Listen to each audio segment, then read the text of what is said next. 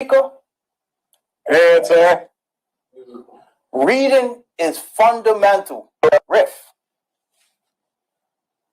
So he encouraged back in the 70s, he used to encourage young children to always read, take up a book. You know, we didn't have internet back then and all that type of stuff. So how we learned was by reading.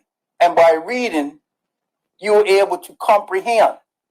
By reading, you was able to sift, you know, in a biblical sense, the wheat from the chaff. What's fiction from nonfiction? So, Mr. Speaker, recently I was reading something, because reading is fundamental. And I read something that was most likely written by an OBA consultant, but put out by in the name of someone else, who I won't call their name, but I know who they are. This OBA consultant, fronted by someone else, put out some ludicrous claims about the current state of our country. The first claim, we have an economy in the toilet. So I said, let me do my research on this because reading is fundamental. Then I read something that was put out by our Honorable Minister of Finance. Let me read that, Mr. Speaker, if possible. After the evaluation of the information received through their discussion and research, S&P, which stands for Standard & Poor's, has affirmed Bermuda's A+ long-term sovereign credit and senior unsecured debt ratings, as well as its A1 short-term rating and its AA+ transfer and convertibility assessment with the outlook assessed as stable. Now, I never studied finance, but I know what the word stable means. It means the exact opposite of the claim of what the OBA consultant, fronted by someone else, wrote. They go on. An unstable education system. Unstable education system. So here we have again the OBA attacking the public education system.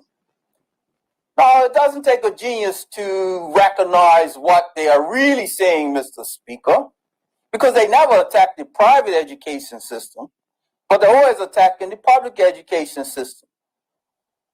Let's look at the demographics. One set of demographics at the private education, another set of demographics in public education. But the OBA is really attacking the public education system.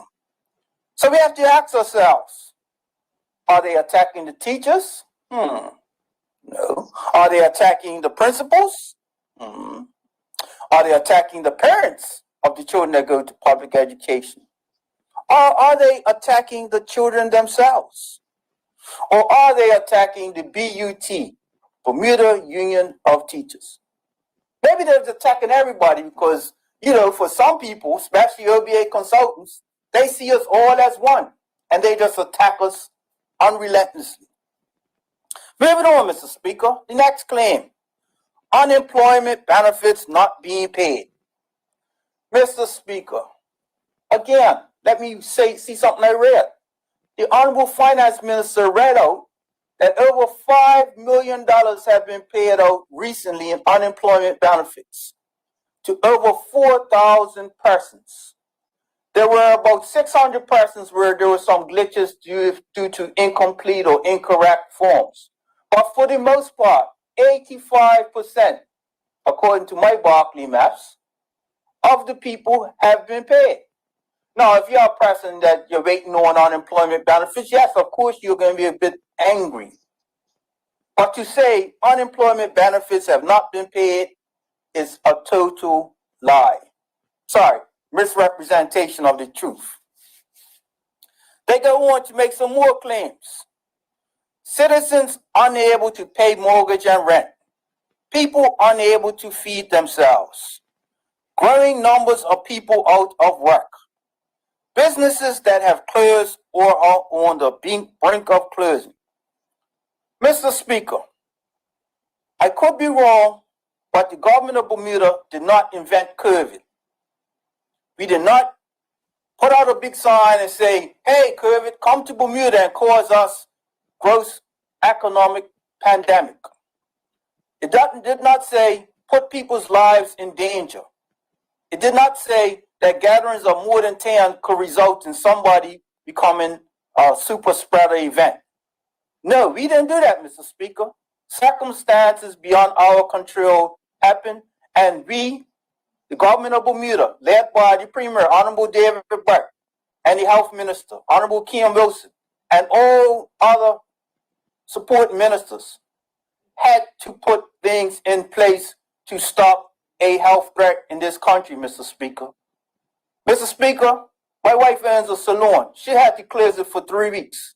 It hurt financially, but she's alive. Her staff are alive.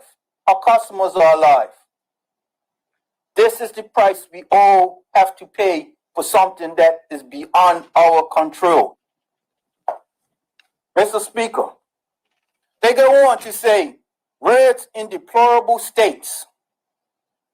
Roads in deplorable states. The same roads that the OBA had, that they didn't pave. Those roads. Is the OBA attacking the people driving on the roads? Maybe not. Are they attacking the workers who work toil on the highway section or works in engineering? Or are they attacking the BIU? No one knows, but they just make these blatant statements. They go on again. Trash overflowing in certain areas. Mr. Speaker, I don't drive from west to central as you do every day. But I was up Somerset on Sunday. I was actually on East Shore Road, Mr. Speaker. You know that road? I was up there visiting my Aunt May Smith on East Shore Road because it's her birthday. And I saw people on Sunday putting that trash out religiously. So I said to Auntie, why is this trash like on your head? So, oh, well, you know, Christopher, they put it out on Sundays because every Monday the trash truck comes bright and early and picks it up. Now, anyone who knows my Aunt May knows that if the trash didn't come get picked up, I would not hear the end of it. And you would not hear the end of it. So these claims about trash overflowing in certain areas, who are they attacking? Are they attacking the works in engineering sanitation workers who are out there every day picking up trash? I put my trash out every Thursday. Tom people put their trash out on Thursday. Every Thursday night, my trash is empty. So who are they attacking? Moving on, Mr. Speaker. Unkempt landscapes. Is the OBA attacking the works in engineering and parks department staff? I don't know. But they keep attacking. They go on again. Unreliable public transportation. Let's see. The gentlemen ladies in blue driving the pink and blue buses, doing their utmost to move people around this country. Mr. Speaker, of all the Caribbean islands, Bermuda has one of the most Caribbean islands don't even have a public transportation system. Cayman Islands wants to get what we have. The BVI wants to get what we have. And in all of this, our transportation workers out there risking their lives every day because they're being exposed to people getting on the bus. But they do it.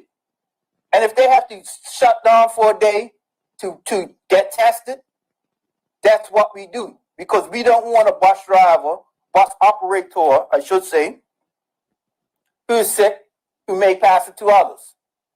But no, the OBA, instead of saying, let's help the bus drivers, say, unreliable public transportation. Mr. Speaker, reading is fundamental. Comprehension is key.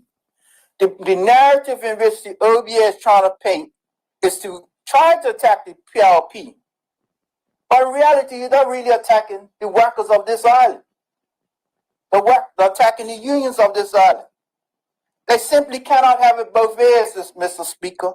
They can't on one hand say, oh, we need to trim down the deficit. Oh, we need to trim down the budget. And then on the other hand, complain that we don't have enough staff to fulfill all that we need to do as a government? Do they want to hire more people? And then they say, oh, look, you blooded the civil service. They're what's the saying the Indians used to say? They speak with forked tongues. You see, Mr. Speaker, a couple months ago, the OBA had an advert. We need a public relations consultant. Seems to me they must have hired them because over the last few months they've been trying out a lot of stuff. But here's the thing, Mr. Speaker. This party will not have the OBA or the consultants attacking the workers of this island. This party will not have the OBA or its consultants attacking the unions of this country. Mr. Speaker, point of order, Mr. Speaker. I've sat here and listened to... Point of order, yes, opposition leader. The point of order is the gentleman, the member is misleading the House. We are not criticizing the unions. We are not criticizing the people of this country. We are not criticizing civil servants. What we are doing, we are making recommendations on how we can improve the services provided in this country. Thank you, Mr. Speaker. Mr. Speaker. Noted. Mr. Speaker. MP, be mindful of the members' comments. Mr. Speaker, I am mindful of the people's comments. Attacking and saying the words are in deplorable states, saying that it's an unstable education system, that is no recommendation, Mr. Speaker. That is an attack on the workers of this island. So let me move on, Mr. Speaker. This party won't have it. I won't have it. This party is a Labour party, as you know, born out of the struggles of the 40s, the 50s, and the 60s. Persons like Joe Mills, Robert Johnson, Cal Smith, Dorothy Thompson, Dr. Barbara Ball, Mr. Saki Wade, all of these people knew that to further the aims of the labor of this country, black, white, Portuguese, whatever, we needed a political entity. And in 1963, this Labour Party was born. And since then, we've effected political change in one way or the other. 40 years ago, Mr. Speaker, this month, the workers of Bermuda banded together and had to show the forefathers of the party that Honorable Carl Simons, opposition leader, was part of, the UBP, that we ain't going to take your insults. You're not going to come to us with 5% raise when the cost of living is going up by 20%. You're not going to do it. It's not going to happen. Mr. Speaker. Mr. Speaker, I would like to intervene. Point of order. Member, you yield. You have a point of order. State your point of order. No, I don't. It's misleading the House, Mr. Speaker. Members, a point of order has to be accepted. A point of clarity you don't have to accept. But a point of order, we'll take the point of order. Mr. Speaker, I know that no one in our team is insulting any member of our community. As I said, making contributions and ways to improve the island is not insulting or disrespectful to the community. Mr. Speaker, reading is fundamental. Words such as unstable education system, words such as deplorable words such as negative words. You can't use negative words to encourage people. Mr. Speaker, moving on. The OBA consultants seem to think we have forgot 1981. No, we haven't. We are government because Labour stood by us. We are government because the workers of Bermuda believe in us. Is everything perfect, Mr. Speaker? No. Do we agree on everything? No. No family doors. However, let it be clear that this administration, under the Honorable David E. Burke, has made tremendous strides in making things better for the workers of this country. The Employment Act amendments of 2020, increasing employee benefits. The Trade Union and Labor Relations Consolidation Act, which I may add, put in place that all workers in any union shop pay union dues because they all get union representation. We cleared 42 additional job categories. We provided training and development for 176 workers since September 2020. We successfully implemented a graduate training program. We implemented unemployment benefits and supplementary unemployment benefits with $65 million spent, all for the workers of this island. Mr. Speaker, in closing, the unions assisted us, a political party, in our times of need. And I challenge each one of my MPs, yourself included, Mr. Speaker, to do our part to assist the unions. Encourage every worker in this island to get unionized. Because if you don't, you're going to be subject to attacks from people. Mr. Speaker, I have two terms when I close here. Onward and upward together, and united we stand. Thank you, Mr. Speaker. Thank you, honorable member. Does any other honorable member wish to make a contribution at this time? Yes, Mr. Speaker. Honorable MP Simmons? Yes, MP, sir. you have your 20 minutes. I won't take that much, sir. Okay. Mr. Speaker, I rise today to speak of and on behalf of a group that for many, many years has felt unvalued, unwanted, unheard in their own country. It is a group that has seen economic conditions like none of us have seen in our lifetime. They've seen periods of almost nonstop war and conflict. They are a group that saw our island ravaged by gang violence and gun violence in a way that we never experienced growing up. Mr. Speaker, I'm talking about our youth, specifically our people under 30, who are a unique group shaped by their experiences. And, you know, we can always speak to the outliers and the people who are doing well and people who do not share these attitudes and beliefs. But we must also look towards those who feel that they are being left behind, that they are not being heard, and that there is no place for them in their own country. Mr. Speaker, when I first got involved in politics initially in the late 90s and elected in 2002, I wasn't quite 30 years old. And at the time, I was passionate, and I remain passionate about Bermudianization.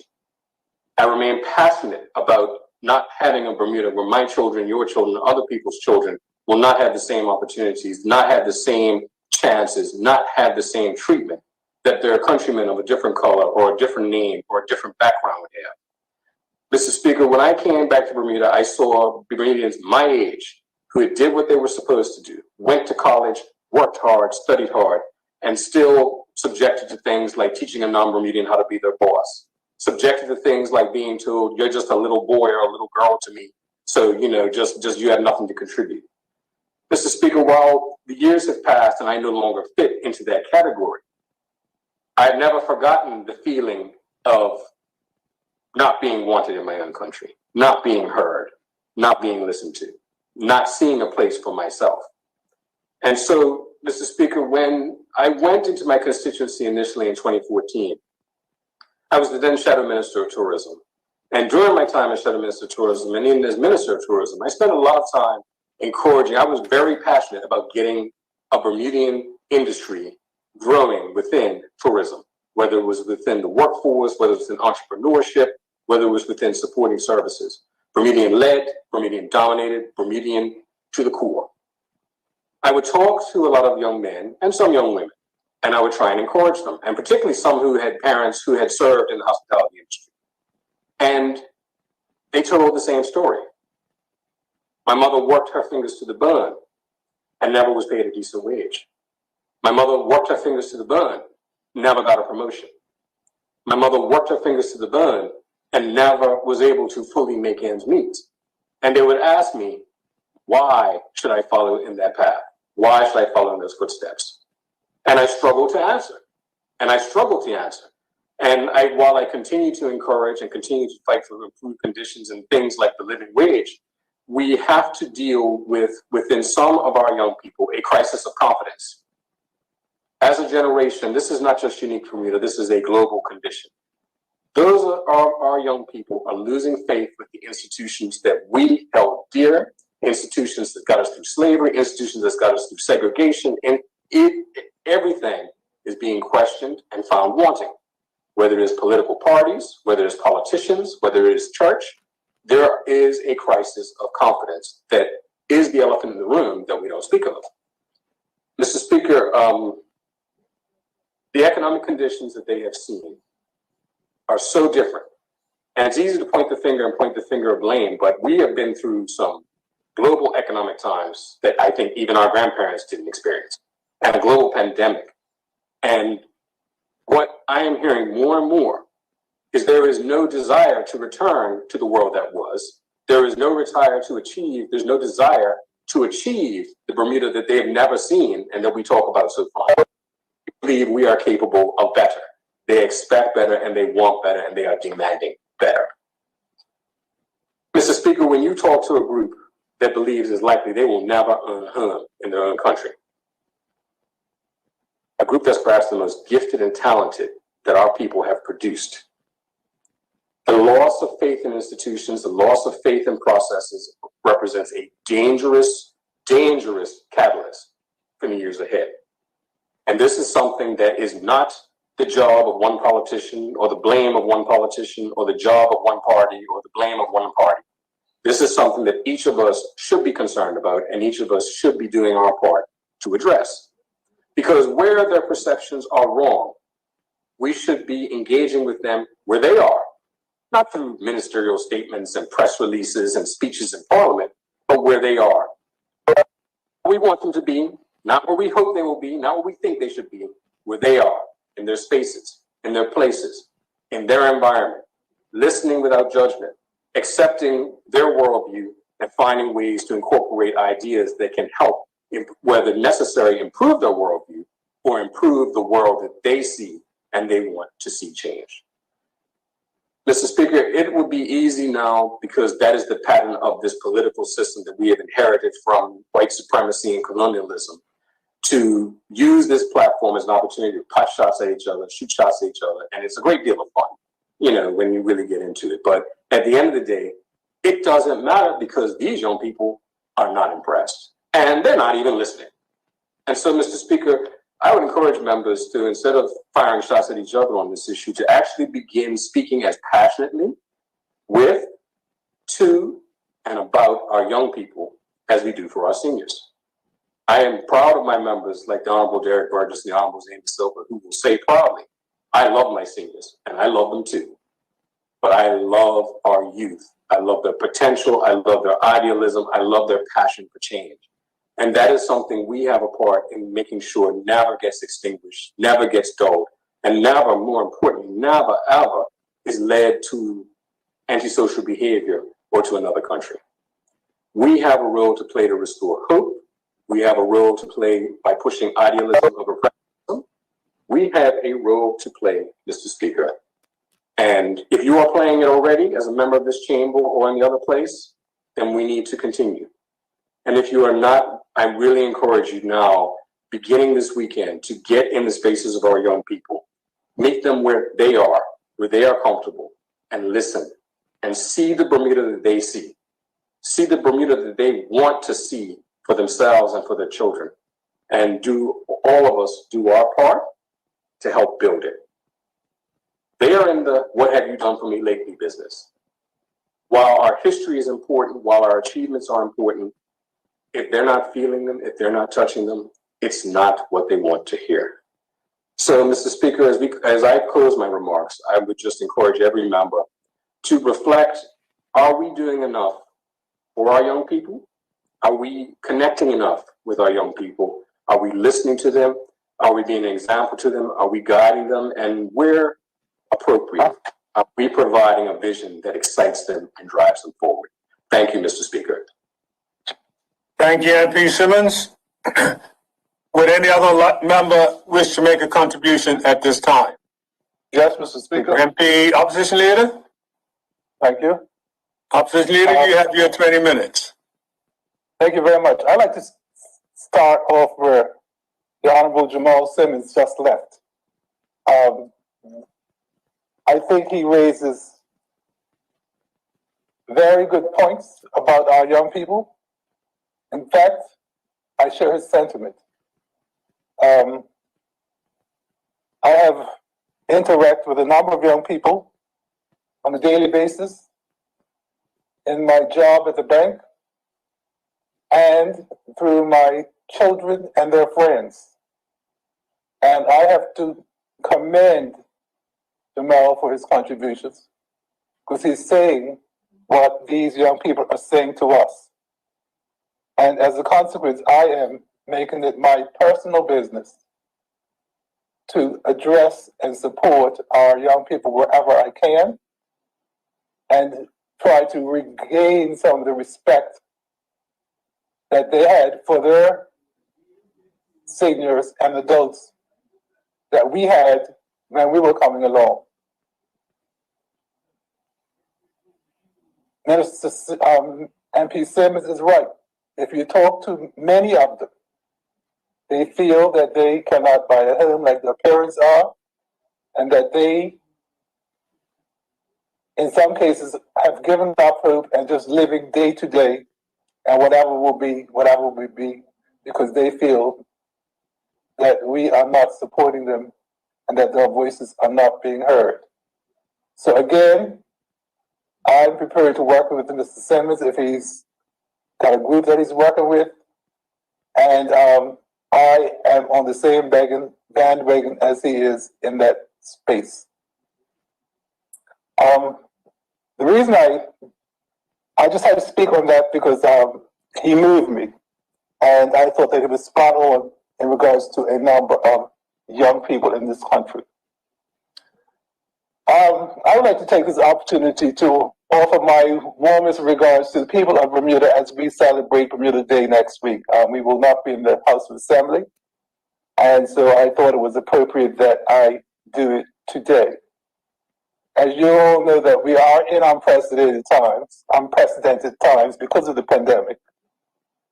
And today's Bermuda Day, or next week's Bermuda Day, will not be like the Bermuda days of the past, where we had celebrations, we had the gumbays, we had the carnival trucks, we had the majorettes, we had the dances, and all that has to be curtailed. We still have the sailing and we still have beaching. But Bermuda Day this coming year, again, will be different. And be that as may, we as a community will relax. We as a community will have fun.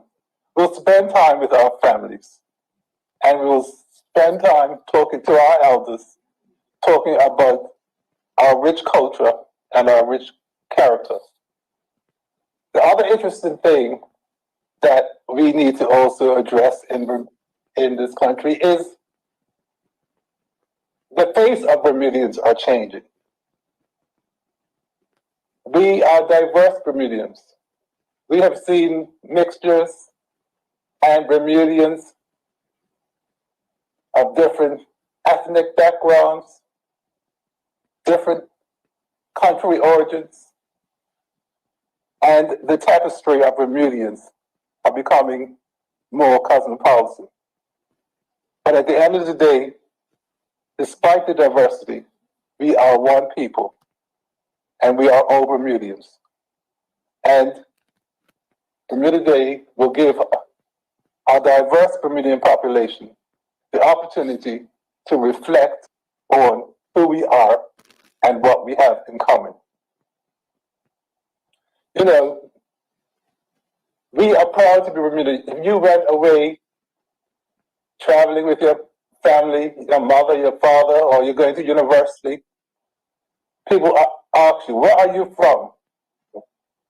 And you probably stick out your chest and say, I am Bermudian. The fact is, despite all the challenges that we face today, we still have that sense of pride in who we are and the role that we have to play in Bermuda and in the world. We, as you all know, are a small country, 21 square miles, and I hate to say this, and we are always punching above our weight. We have world-acclaimed scholars, world-acclaimed athletes, musicians, artists, designers, educators, any profession, medicine. We are world-class people. World-class people because we have founded our base through Bermudian family traditions, through the strength of our families and the strength of our communities. So, I'd like to close by saying Bermuda is our home, is a beautiful place, and we all here today are committed to improving this country. We continue to strive to promote its success, to protect it, and maintain our island home. In closing, this Bermuda Day, let's extend our thoughts and prayers to the families and friends who have been affected by COVID-19. We must continue to assist where we can, no matter what the challenge, because we are our brother's keepers. We are Bermudian. So with all this in mind, with this great pride, I wish the members of the House and the people of Bermuda happy Bermuda Day. Thank you, Mr. Speaker. Thank you, Mr. Opposition Leader. Does any other member wish to make a contribution at this time? Yes, Mr. Speaker. MP Weeks, you have the floor. Thank you, Mr. Speaker, and good afternoon to you. Good afternoon. Yeah, I want to take this opportunity, like the member before me, as this is our last sitting to prior to Bermuda Day. I'd like to take this opportunity to wish everyone a happy Bermuda Day. And Mr. Speaker, in this midst of this pandemic, this Bermuda Day is going to be none other. Not just a lack of celebration, but it's going to be a testament to who we are as Bermudians, and it's going to test our mettle. Now is the time while we celebrate Bermuda Day, Mr. Speaker, to look out for those that need looking out for. I've heard members before me talk about the seniors. We need to look out for our seniors. We need to look out for our youth to make sure that this Bermuda Day, we can still be enjoyable. Mr. Speaker, I take the opportunity every chance I get to talk about how this holiday has actually evolved from changing it from a May 24th celebration from colonial era. Over the years, it has evolved over from celebrating on May 24th to celebrating the last Friday of May, to now we have involved in celebrating the Friday before the last Monday. This is really a testament, Mr. Speaker, to our government. The progressive in the Progressive Labour Party, where we have moved 50 times as we celebrate and acknowledge Bermuda Day and what that means to our seniors, what that means to our children, what that means to our economy. Because this is an opportunity for us to come together, Mr. Speaker, and grow together.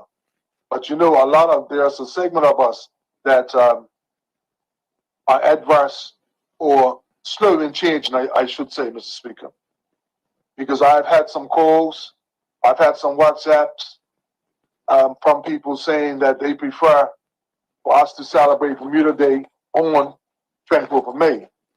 That's a bygone era, Mr. Speaker, and I think change takes time to adjust to. You know, it's always been traditional, but that too we will get used to, Mr. Speaker. Just yesterday, which made me when he spoke, just yesterday I was talking to an old friend of mine. He popped by to visit, and he said that a friend of his had talked to him and was telling him that he misses the time when Bermuda Day was celebrated on 24th of May. And he really wished we could go back to it. And it turned into a spiritual conversation as to the history of it, why we sought to do it from a cultural perspective, from an economic perspective, and just moving away from our colonial mindset, step by step. So each thing that we do to rid ourselves of the colonial mindset is, in my humble opinion, a step closer to independence, which should be and is most of us our ultimate goal. But I ended that conversation, Mr. Speaker, saying that we'll be all right. You know, that we will grow together. We will understand what it means to really celebrate Bermuda Day. Mr. Speaker, I don't have much else to say other than that as we stand on my reminder now to the participants of Bermuda Day next week, mainly the fans, as we line the streets to cheer on our residents who run the race in this grueling heat sometimes, but heat or not, 13.1 miles to a lot of us is grueling, Mr. Speaker. I'm one of those that always say I'm going to run next year. I haven't gone to that yet, but again, I'm saying hopefully I will be ready for next year. But Mr. Speaker, during the cheering, I implore our residents, our spectators, to be mindful that we are still in the midst of a pandemic. As much as our premier and our government want us to get back to normal as quick as possible, we have to be mindful that while we're on this side of the street, we have to remember that physical distancing and other safety measures must still be in effect. So let's be sensible in our celebration next week, Mr. Speaker. And lastly, as we celebrate, let's be mindful that there's field marshals, there's marshals that's going to be along the road. They're part of us too. So let's give them an easy time and obey their urgings and whatnot so that we all could have an enjoyable Bermuda Day, Mr. Speaker, and still come out of it with our cases of COVID-19 on the decrease rather than on the rise.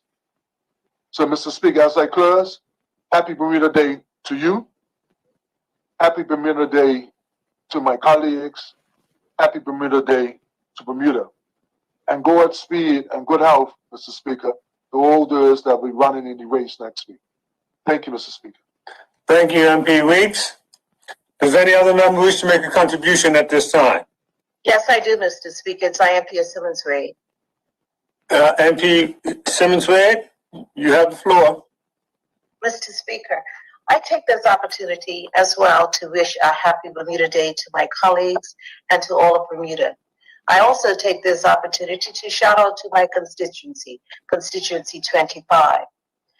But I'm sure most of us are aware that the majority of the people that listen to the House are seniors. We have more people at home, but seniors tend to listen to the House and listen to the Senate. So my message as the chair of the Age and Well Committee is to give some messages to our seniors and just a few tips. I'm sure all of you are aware that seniors are the fastest growing segment of our population. This year, in 2019, the senior population was approximately 18%. By 2026, the senior population is going to be 25%, which means that for every 100 people, 40 of them will be seniors. Many of our seniors are living at home. And what is very important is that we ensure that these seniors stay at home. So the increase of the population for our seniors is going to impact every segment of our community. Healthcare, pensions, insurance, housing, every single segment is going to be impacted. So for our seniors, I'm just going to give a few tips today. First of all, decide if you want to get vaccine by checking the facts, speaking to your doctor, and making a decision if you get your vaccine. Secondly, which I think is very important, that vaccine is not going to give you superpowers. So it means that suddenly having a vaccine doesn't mean that you can get out and do whatever you want to do. Thirdly, it's important that as a senior, you must realize that you're extremely vulnerable in terms of being affected significantly with your health in terms of the COVID. So it's very important that you avoid large gatherings, don't go out in crowds, and sort of segregate yourself. Also, it's important as a senior to ensure that you do go outside, that you exercise, that you get fresh air. Also, you need to, in terms of taking care of yourself as a senior, it's also important that you don't delay getting any medical care or any emergency treatment. Also, if you are a senior and you're going out to work, it's also important that you ensure that you protect yourself. Now, one of the things that we don't like to think about is rather we end up getting COVID. And I say this to everyone. You need to be sure that you are prepared in the event that you get COVID or anyone in your house gets COVID. So it's important to ensure that you have everything in place to treat yourself, whether it's Tylenol or whatever your doctor recommends, that you also do that. One of the things that happens with many of our seniors is that during the quarantine, they have been extremely isolated. So I encourage everyone that is listening to check on your neighbors, to check on your senior family members, and stay connected with those individuals. And as Minister Ming had said, with the hurricane coming, it's also important that you reach out to your neighbors and your senior family members to ensure that they are looked after or the communication is there. And most important, for our seniors, many of them who are out there and who are still capable, it's important to reach out and to help other people, whether it's financially, whether it's physically, or whether it's during a hurricane. So my message to everyone today, as a child or even as a senior, not to forget our seniors and realize they have laid the foundation for this country. They deserve the respect and they deserve the honor as seniors. So happy Bermuda Day and thank you very much. Thank you, MP Simmons-Wade. Does any other member wish to make a contribution at this time? Yes, Mr. Speaker. So, like MP Campbell? That's correct. MP Campbell, you have your 20 minutes. Mr. Speaker, on May 11th, an article came out that contained a call for unity from two of the former premiers of the country, Sir John Swan and the Honorable Alex Scott. They both were quoted. Mr. Speaker, do I have your permission to read some brief quotes? Brief quote, yes.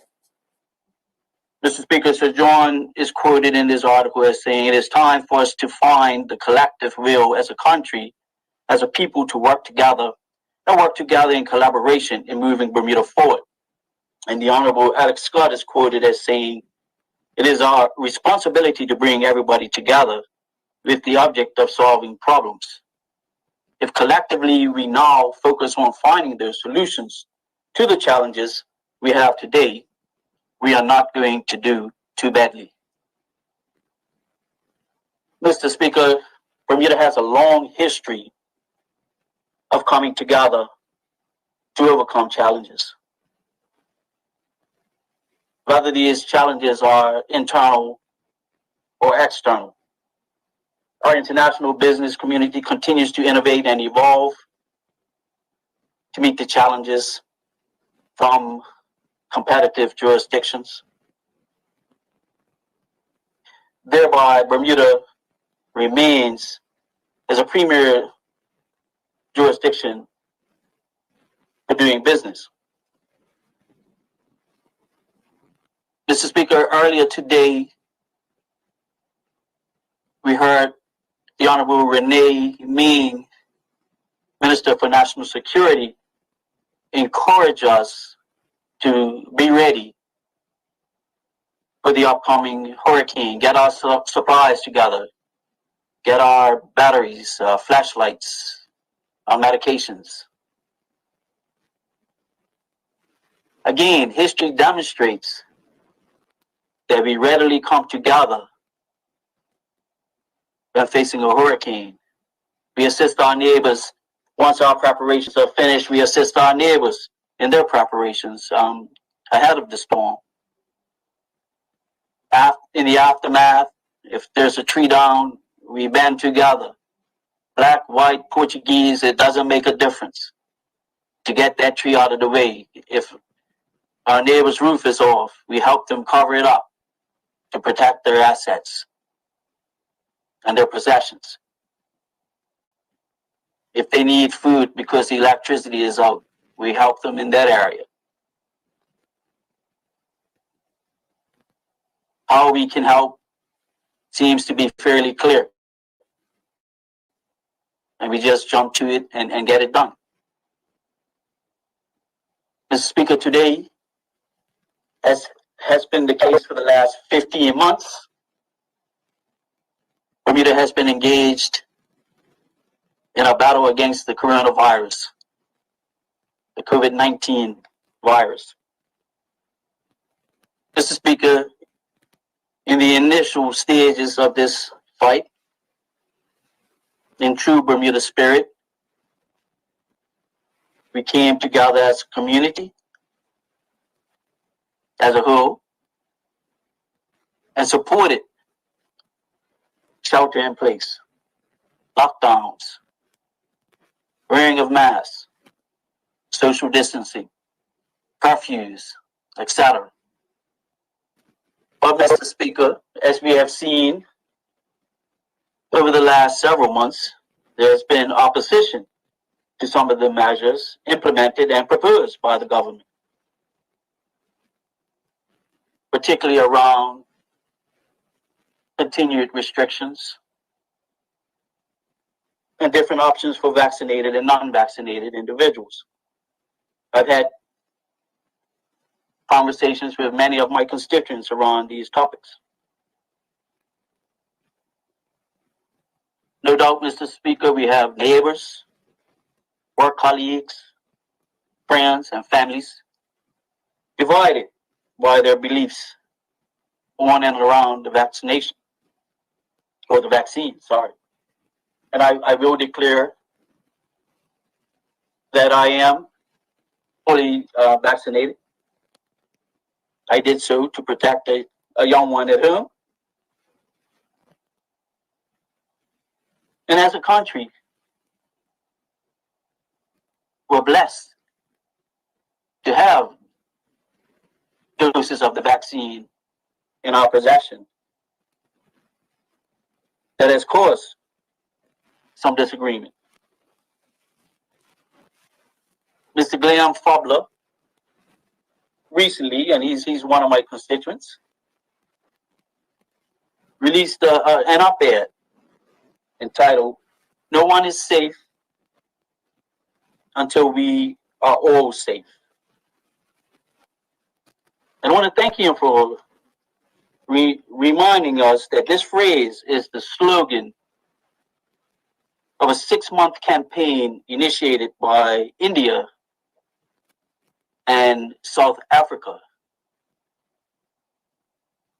And the object of this campaign was to expedite the distribution and delivery of the vaccine to the many nations that either don't have any of the vaccine at all or who have insufficient vaccine. How is this relevant to Bermuda, Mr. Speaker? I am not safe, Mr. Speaker, until you are safe. My children are not safe until I am safe. My neighbors' children are not safe until their parents are safe, and so on. Mr. Speaker, is also relevant to Bermuda in that whilst other nations have no vaccine or insufficient vaccine, we have vaccine but insufficient people, insufficient individuals seeking to receive it. Now, Mr. Speaker, I'm not trying to add to any division that may already exist, but rather, like my colleague, the Honorable Michael Weeks, in a recent op-ed, I would like to encourage us to move forward together. We can still be unified in the fight and have our differences about the vaccine. No matter what your decision is as it relates to the vaccine, I respect your personal choice.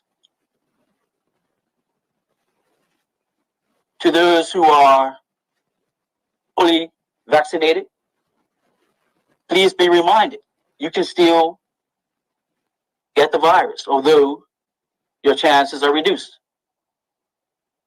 You can still infect others with the virus, although the chances of that are reduced. To those who are on the fence about taking the getting the vaccine, if you already have not done so, consult your physician. If you do not have a doctor, take advantage of one of the doctors that are at the close to home locations. Ask them questions. To those who are never going to get the vaccine, no matter what, please do all that you can to remain safe and to protect your family and friends.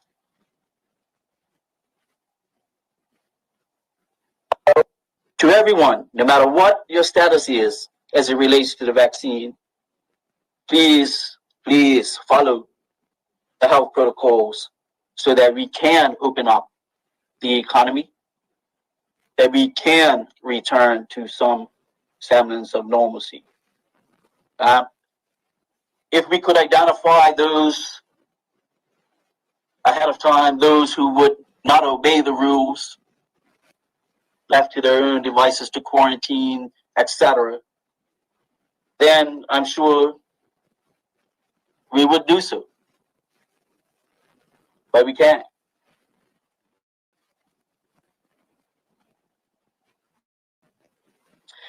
So as we attempt to open up our economy and return to some semblance of